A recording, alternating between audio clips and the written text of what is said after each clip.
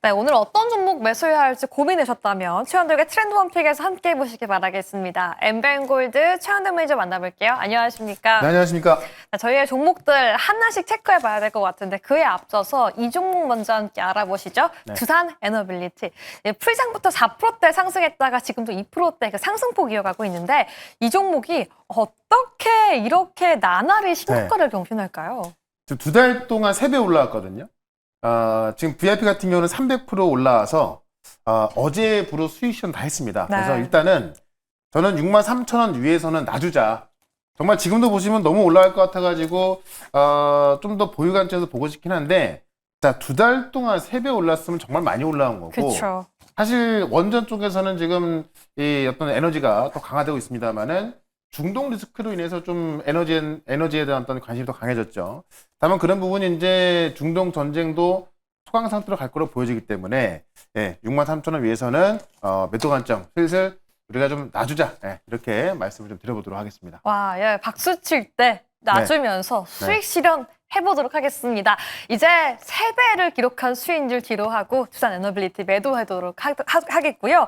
여기에 덧붙여서 이 종목은요. 우리 기술도 오늘 잘 가서 13% 넘게 상승하고 있는데 두산은 파는데 이 종목은 어떻게 될지 궁금하네요. 그러니까 지금 최근에 원전주가 올라갈 때요. 두산, 현대건설만 급등했고 다른 종목들은 전혀 못 올라갔는데 그런 종목들이 이제 올라오고 있죠. 제가 말씀드렸던 한전기술도 급등하고 있고요.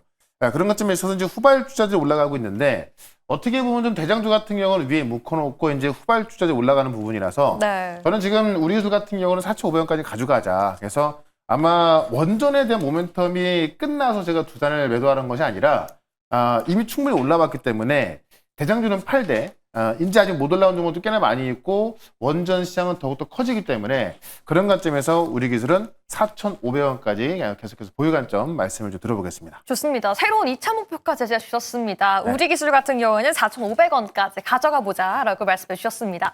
이 종목도 궁금하네요. 갤럭시와 모니터리 저희가 보유한 지 얼마 안 됐어요. 거래일로 한 5거래일도 일주일째 보유하지 않고 있는데 벌써 수익률이 19%, 오늘만 7% 넘게 상승하고 있거든요. 그러니까 상당히 높은 곳에서 말씀을 드리다 보니까 많은 분들이 또 우려를 하셨는데 결국은 또 올라갑니다. 이 스테이블 코인은 지금 아마 생소하실 텐데요. 지금 전 세계적인 어떤 그 정부들의 흐름, 또 기업들의 흐름 이런 것들을 봤을 때 아마 내년부터는 스테이블 코인을 쓰는 사람이 많을 것 같고요. 아마 스테이블 코인을 안 쓰게 되면 좀 처지는. 그러니까 최근에 카카오페이 같은 경우도 저는 카카오페이를 좀 늦게 썼거든요. 그러다 보니까 좀 뒤처졌다는 얘기를 좀 들었었는데 아마 그런 정도의 흐름이 스테이블 코인을 통해 진행되고 있고 우리 정부에서도 강력히 추진하고 있기 때문에 그런 관점에서 어떤 주가 입장에서는 스테이블 코인이 계속 올라갈 것 같아요. 그런 관점에서 이 갤럭시와 모니터리도 계속해서 좀 보유 관점 좀 말씀드리면서 아마도 하반기까지 이 스테이블 코인 관련주는 대박주가 많이 나올 거거든요. 그런 부분은 이제 오늘 또 장 끝나고 무료 방송에서 또 새로운 종목까지 다시 한번 설명을 좀 드려보도록 하겠습니다. 또 오늘 밤 미국에서 지니어스법, 스테이블코인 관련된 법 표결 소식까지 있는데 관련된 내용이 나오면 이제 담기에는 늦은 타이밍이 될까요? 그러니까 내일 새벽쯤에 우리나라 시간으로 내일 새벽쯤에 이제 아마 결과가 나올 텐데 그게 이미 초당적인 지지를 받고 있기 때문에 사실 뭐 재료 노출이라도 봐도 될 것 같고요. 아마 이제 그 이슈가 돼서 한 번 더 슈팅이 나올 것 같은데 그때는 또 일부 좀 차익실현 관점 본 다음에 나중에 조정 시 매수하는 것도 괜찮은 방법인 것 같습니다. 좋습니다. 뜨거운 관심 속의 스테이블 코인 관련 내용 궁금하시다면 오늘 무료 방송 준비되어 있다고 말씀해 주셨고요. 그렇다면 오늘 시장 저희가 어떤 섹터 집중해 봐야 될지 지금 바로 함께 열어보시죠. 오늘의 섹터는요. 시장이 3,000포인트 그 이상을 간다면 주인공이 누군지 골라봐야 한다고 말씀해 주셨는데 반도체로 골라주셨어요.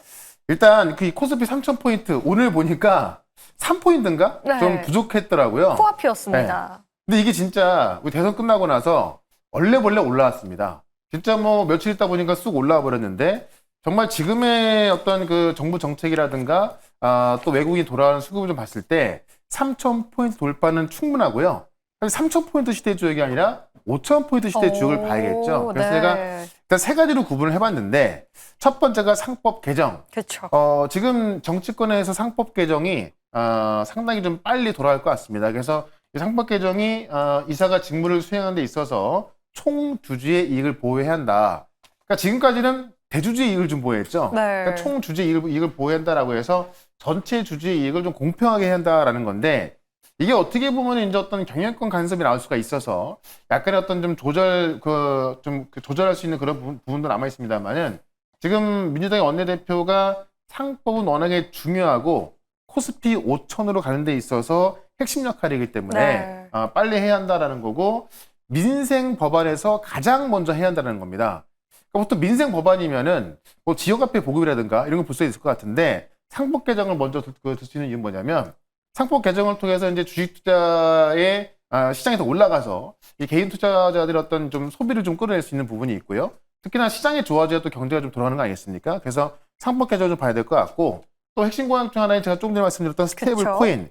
스테이블 코인은 우리나라만 지금 이 원화 스테이블 코인을 발행하겠다는 게 아니라 이미 달러 스테이블 코인이 활성화돼 있고 8월 1일부터 홍콩에서도 스테이블 코인을 발행하면서 전 세계적으로 가고 있는 겁니다. 그러다 보니까는 월마트까지 스테이블 코인 발행을 검토하고 있고 유통사가 스테이블 코인을 발행한다는 이야기는 그 유통사에서 스테이블 코인을 쓴다는 이야기죠. 그러니까는 더욱더 많이 쓸 수밖에 없을 것 같습니다. 그러니까 앞으로 화폐 구조가 우리는 지금 뭐 달러, 원화, 뭐 위안화 이렇게만 이야기하지만은 결국 각 국가의 어떤 통화에다가 고정을 시켜놓은 스테이블 코인이 활성화될 수밖에 없기 때문에 그 어떻게 보면 좀 뭐 통화 그 개혁으로 볼 수 있겠죠. 지금 JP모건까지 지금 이 스테이블 코인을 상표를 출원하면서 정말 전 세계에서 가장 큰 은행이 스테이블 코인 발행을 준비하고 있다. 또 이재명 정부는 이 대한민국을 디지털 산업 허브로 만들겠다. 이런 정책이 같이 있는 거기 때문에 두 개는 꼭 봐야 될 것 같고요. 오늘 제가 중요하게 볼 것은 반도체. 바로 중동 전쟁에서 입증된 AI. 그러니까 지금 이스라엘이 정밀 폭격을 했지 않습니까? 그러니까 이란이 이제 두 손 두 발 들었죠. 그 결과가 그 어떻게 나온 거냐면 결국 정밀 타격되어 있는 팔란티어와 마이크로소프트 그다음에 구글이 있었다. 이런 이야기인데 이란의 선제 공격을 통해서 이제 그 이란의 핵 관련 그런 군사 시설들을 동시다발적으로 정확하게 타격한 것은 결국 인공지능을 활용해서 식별할 수 있는 그런 정보 능력이 있었고 그 부분을 지금 결국 AI를 통해서 지원을 하다 보니까 지금 G7 정상회의에서도 언급되고 있거든요. 그러니까 G7 정상회의에서도 지금 AI를 위한 어떤 에너지 안보라든가 AI 또 뭐 핵심 강물 이런 것도 논의가 되고 있어서 결국에는 지금 두 가지는 우리 정책을 좀 봐야 될 것 같고요. 이 반도체는 결국 어제 같은 경우도 미국 시장에 반도체 기업 다 올랐단 말이죠. 그런 관점에서 반도체는 아마 이제 코스피 3,000을 넘어서 5,000까지 갈 수 있는 주역이다라고 좀 말씀을 드리면서 반도체 쪽에서 한번 하나 골라보자라고 좀 말씀드리겠고요. 아마 종목을 좀 보시면 뻔한 종목일지도 몰라요. 뻔해요. 근데 여러분들 생각해 보시면 항상 뻔한 종목이 제일 많이 올라갑니다. 그래서 그 종목을 말씀을 드려보도록 하겠습니다. 그러니까요. 최현동 매니저 같은 경우에는 특히 뭐 신고가가 나온 종목을 잡더라도 가장 트렌드하게 잡기 때문에 정말 많이 2배, 3배 가는 모습을 많이 볼 수 있었는데 오늘 어떤 종목 공개할지 지금 바로 함께 열어보시죠. 삼성포인트 시장의 주역은요. 바로 SK 하이닉스라고 공개해 주셨는데 무서워요. 신고가고요. 호재는 삼성전자 오늘 아니었나요? 그러니까 아직 삼성전자는 바닥에 있고 하이닉스는 지금 신고가를 돌파해서 어제부터 신고가 급등 흐름이 나오고 있는 건데 최근에 조선주라든가 방산주 뭐 그 많은 종목들 보시게 되면은 신고가를 돌파한 종목들 2배, 3배 올라갑니다. 자, 이 자리에서 말씀드렸던 두산 에너빌리티도 신고가를 돌파하면 3배까지 올랐죠. 그러니까 바닥에 있는 게 올라서 크게 수익나는 것이 아니라 신고가를 돌파하는 종목들이 더 큰 시세가 나온다라고 보시면 될 것 같은데 그건 차트적인 이유 말고 가장 중요한 게 독보적인 HBM 수익성. 그러니까 HBM을 쉽게 말하면 이 어떤 메모리계에서 명품 정도로 생각하시면 될 것 같아요. 그러니까 드램을 아무리 팔아봐야 이 저가 드램을 팔다 보니까는 지금까지는 하이닉스나 삼성전자가 영업이익이 잘 나와도 미국의 IT 기업과 비교했을 때 저평가를 받고 있었죠. 똑같은 이익이 난다 하더라도요. 근데 HBM을 가기 시작하면서 고수익이 나기 시작한 겁니다. 일단 1분기 매출을 보게 되면은 1분기에 디램 매출 비중이 44%입니다. 전체 출하량의 44%가 HBM인데 근데 HBM 출하량으로 봤을 땐 14%밖에 안 돼요. 그러니까 디램 중에서 HBM은 14%밖에 안 되는데 금액으로는 54%가 되는 겁니다. 이게 어마어마하네요. 그러니까 그냥 디램보다 HBM 4배 이상 더 비싸고 고수익 나는 구조를 갖고 있는 건데요.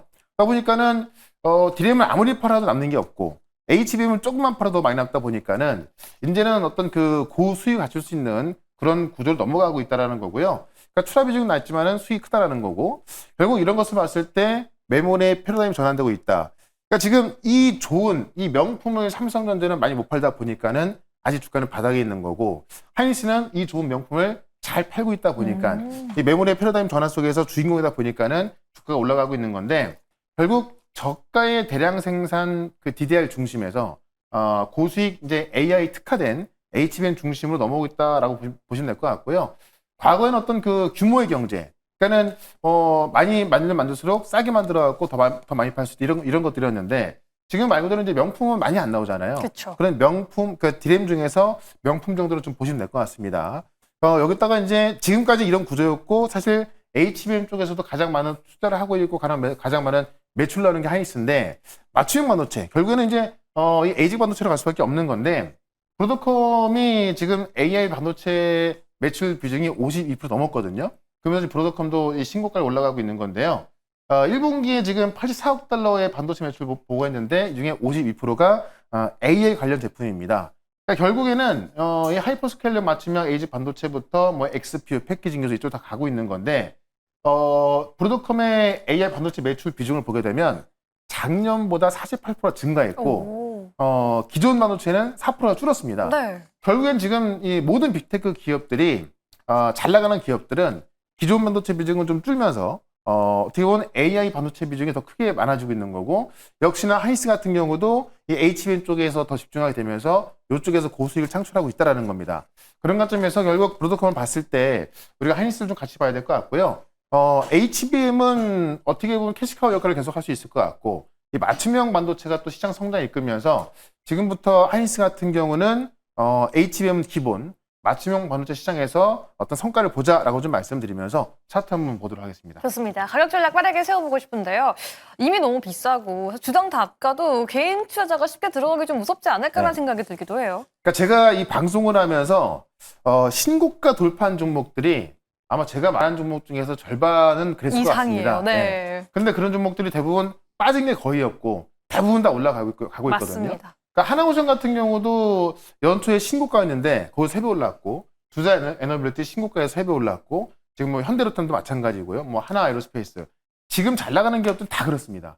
그런 관점에서 하이닉스가 지금 뒤늦게 신고를 기록하면서 올라가고 있는 건데 명분이 충분하기 때문에 충분히 추가 상승 나올 수 있다라고 말씀드리면서 일단 목표가를 35만 원까지 말씀을 드리고요. 손절가 21만 원으로 대응을 해보도록 하겠습니다. 지금보다 한 10만 원은 더 오를 것이다. 라는 네. 예측이시네요. 네. 좋습니다. 관련 내용까지 함께 체크해봤고요. 오늘 오후 4시 무료 방송 준비가 되어 있네요. 네, 오늘 보면 반도체 종목들의 어떤 그 반등이 시작되고 있는데 본격적인 반등 흐름이 날 거로 좀 보여집니다. 하이닉스 말씀드렸는데 이 하이닉스보다 더 많이 올라갈 종목들이 또 코스닥 종목들이 꽤 많이 있죠. 핵심 종목만 좀 골라드릴 거니까 오늘 4시에 시작하는 무료 방송 유튜브에서 최현덕 검색하시고 4시부터 실시간 방송 보시면 되겠습니다. 네, 오늘 종목 공략 함께 알아봤습니다. 여러분 투자에 도움되었기를 바라면서 최현덕 매니저 보내드릴게요. 감사합니다. 네, 고맙습니다.